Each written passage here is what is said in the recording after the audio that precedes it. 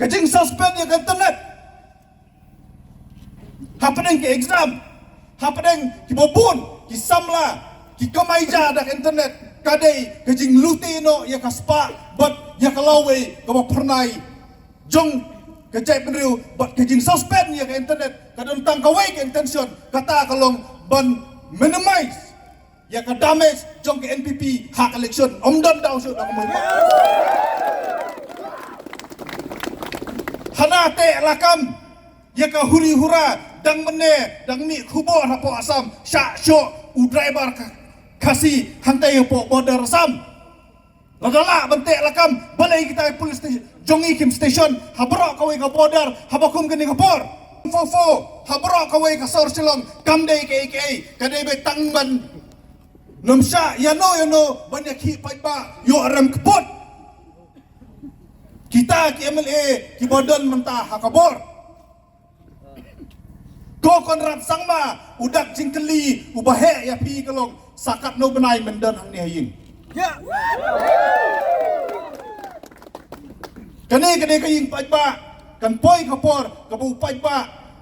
uhab ban kenjat yo konrad nang tei na jorong sat ai supo kata ka message ni kwa ban kersai balada kimla ban penbet yo put usam syua election kimla ban lekiem mardor yang itu ki pulit asam ban ki asam forest protection force ban kem yaki ban bishar ban tian bishar yaki dah kabasai ingin keren ni hapanong bokon rat sangma udon ketilang ukon rat sangma udon senam hakakti ban tat jubor ya sangut ki mensim bakodor sang kajap mergojongi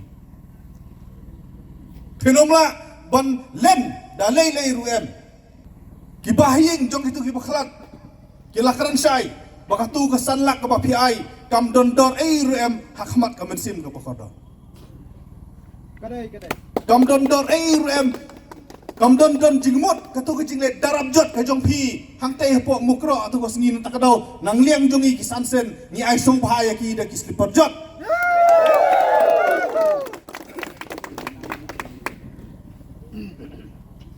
kadai ke sorkar MDA gilakaran sai nadu mukro apor mengikendu UCM yong ba jin lada mibat ya kakular